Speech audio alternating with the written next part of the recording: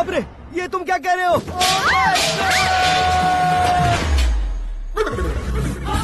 ये कैसी माया है यार? सीएम साहब की बेटी ने खुद आगे बढ़ के प्रपोज किया, अब कौन सा झूठ बोलकर पटा लिया उसे? कोई झूठ नहीं बोला मैंने, बिल्कुल सही कह रहा हूँ, बस पट गई। अरे शास्त्री जी, शास्त्री जी, शास्त्री जी, आपको ऐसा नहीं करना चाहिए। मैं तुम्हारे पैर पड़ता हूँ। हाँ। तुम्हारा फ्यूचर प्लान क्या है ये तो बता दो। फ्यूचर को प्लान नहीं करना चाहिए शास्त्री जी। कौन है बे? आंखें फूट गई है। ये तो पंडित जी जैसा लग रहा है। सिद्धेश्वर जी, आप यहाँ? हाँ हाँ, मैं ही हूँ। ओहो, दानवीर कांड की तरह राजपाट त्याग कर गरीब क्यों हो गए आप? अब मैं आपको क्या बताऊँ पंडित जी, उसने जो मुझे झटका दिया, भैया ने मुझे घर से ही बाहर कर दिया। Oh my God. इसीलिए दिन में पीने का पानी बेच रहा हूँ और रात को सड़क पर इडली डोसा बेचता हूँ। और तुम्हारी फैमिली कहाँ है? बीवी पार्सल बनाती है और बच्चे चटनी बनाते हैं। Oh my God. पंडित जी, हमारे होटल में खाने के लिए एक बार जरूर आना। ये कैसी बातें कर रहे हो तुम? मैं तो कब से ही बता रहा था तुम्हें, ये रियल स्टोरी है सिद्धेश्वर जी, लेकिन आप नहीं माने। इसके अलावा ऐसे यूँ चुटकी बजा कर ये मेरी स्टोरी बताकर मुझे चिढ़ा रहे थे। ये सब आखिर किया क्यों? अपने गाँव नहीं जा सकते थे? एक दिन अगर फालतू की बात करोगे तो अब भी तुम्हें अकल नहीं आई? अरे हीरो बनने के लिए मैं गाँव छोड़कर आया था, तो उन लोगों को क्या जवाब देता, क्या कहता? पंडित जी, बॉलीवुड ने हमें बहुत कुछ दिया है, अब हमें भी उसे कुछ न कुछ देना होगा ना, वरना हजम नहीं होगा। मतलब इंडस्ट्री को गोद ले ही लिया आपने? गोद ले लिया मतलब 2-3 कॉमेडी सीन, 2 रेप सीन करके चला जाऊंगा मत समझना। उसे, तुम्हें, भैया को, सबको एक ना एक दिन जरूर दिखाऊंगा, किसी को नहीं छोड़ने वाला। एक बात सुन लो, मैं बाहुबली 3 का हीरो बनकर दिखाऊंगा तुम सभी को। फिलहाल तो चलता हूँ, कैन देकर घर डोसा का आटा लेकर जाना है। Oh my God.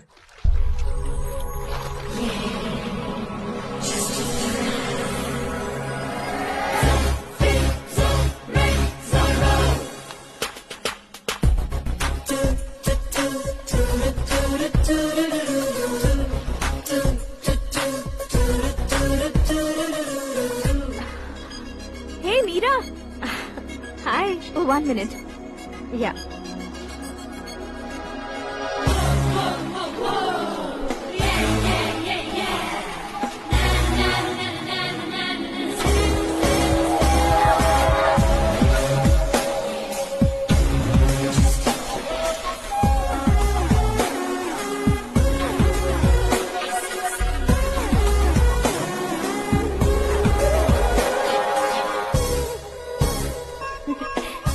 ये क्या, पुल पर तुम ये खूबसूरत फूल लेकर आई हो?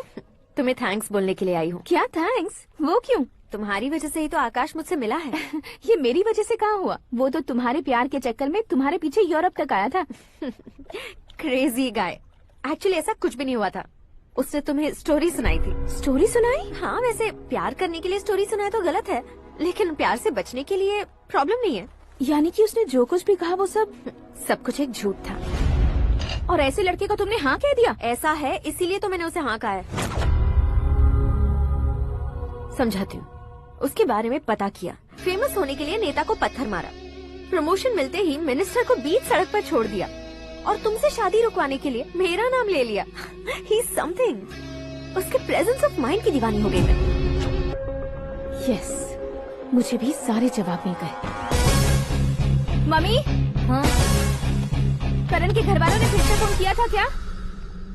रोजाना दिन में 2 बार फोन कर रहे हैं। ओके कर दे क्या? कंफर्म उन्हें नो कह दो। मैंने आकाश से ही शादी करने का फैसला कर लिया है। लेकिन उसने तो ना कह दिया ना बेटी। पर मैंने अब तक हार नहीं मानी है। आप ही बताइए, क्या उसे मीरा के लिए छोड़ दूं? डैड को कब का सीएम बन जाना चाहिए था, लेकिन उसके डैड ने मेरे डैड को रोक रखा है, और अब वो मेरी लाइफ में इंटरफेयर कर रही है। वो मेरा है, आकाश को मैं हासिल करके ही रहूंगी। बहुत हो गया, तुम्हारी बकवास नहीं सुननी है मुझे। यही कि तुम्हारी उसके साथ लव स्टोरी है।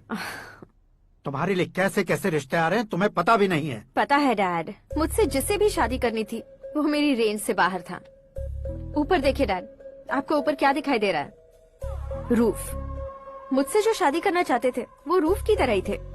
वहाँ लाइट, फैन और फॉल सीलिंग के अलावा और कुछ नहीं होता। उनकी जगह आकाश हुआ तो वो बिल्कुल अपने नाम जैसा है।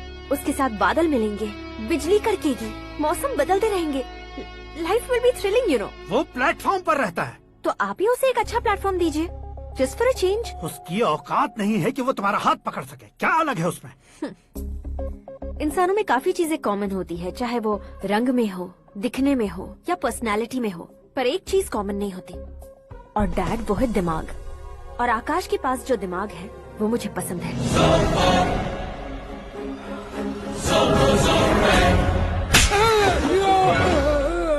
क्या सर, आपने थप्पड़ क्यों मारा? तुम्हें तो जान से मार देना चाहिए। कोई अगर पत्थर से मारे तो उसे जेल में डालना चाहिए, न कि उसे नौकरी पर रखना चाहिए। मैंने तो सिर्फ नौकरी पर रखा था सर, लेकिन इन्होंने तो घर में ही घुसा लिया। क्या भाई, जब विनाश काल चल रहा हो तो कोई भला क्या कर सकता है। वो तो एक हीरो एंट्री मारता है और लड़कियां तिल मिलाने लग जाती हैं। मुझे तो सड़क पर छोड़ गया था, इसे तो बीच में ही लटका दिया है। आफ्टर ऑल एक कॉमन मैन से ज्यादा कुछ नहीं है वो, लेकिन उसके लिए एक चीफ मिनिस्टर, होम मिनिस्टर और विकास मंत्री बैठकर पंचायत कर रहे हैं। अगर आप चाहें तो रातों रात उसकी कहानी खत्म नहीं कर सकते क्या? कैसे खत्म करूं मैं? वो अब कॉमन मैन नहीं है, सेलिब्रिटी है। शहर का बच्चा बच्चा उसे पहचानता है। उसके ऊपर मक्खी भी भनकी तो SMS कॉन्टेस्ट रख देंगे चैनल वाले। सीएम ने मारा या होम मिनिस्टर ने मारा।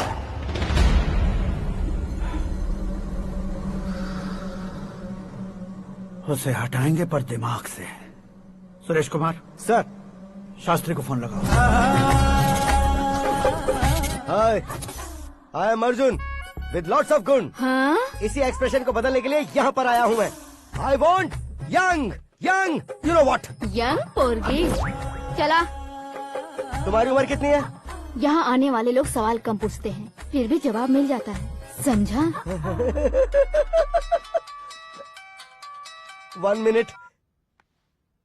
हेलो, कहाँ पर हो शास्त्री? मैं तो फिलहाल मोक्ष का मार्ग ढूंढ रहा हूँ सर। अर्जेंटली गेस्ट हाउस पर आ जाओ। नहीं सर, मैं नहीं आ सकता। मैं अपनी पुरानी हिस्ट्री को नया कर रहा हूँ। तुम क्या पागल हो गए हो जो तुम मुझे मना कर रहे हो?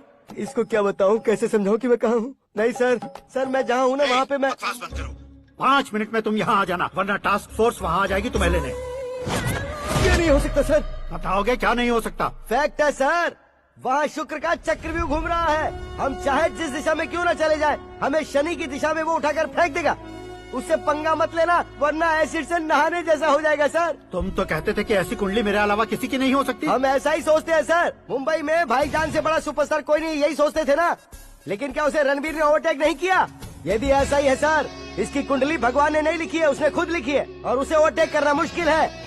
उसकी पावर को रोकने के लिए आपकी मैन पावर कम पड़ जाएगी। हम इतने बड़े पोजीशन पे रहकर भी उसका कुछ नहीं कर सकते सर। अगर आप उससे कुछ छीनना चाहते हो तो सॉरी सर, एक धर्म युद्ध प्लान करना होगा। उसे अधर्मता से जीतना होगा।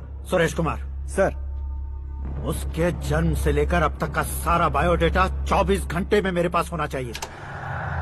सर, ये उसका गांव है, ये घर है और ये फैमिली।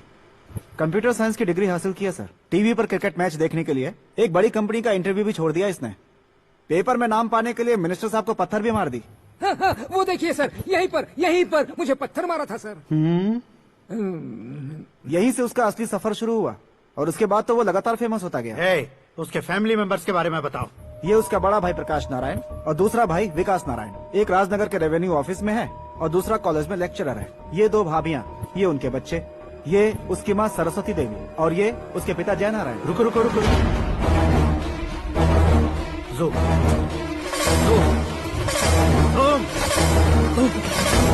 तो ये जय नारायण का लड़का है।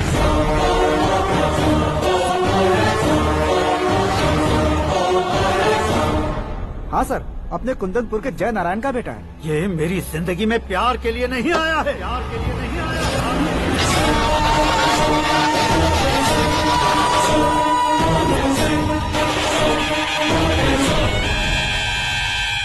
वो कोई प्रेमी वेमी नहीं है, सैनिक है।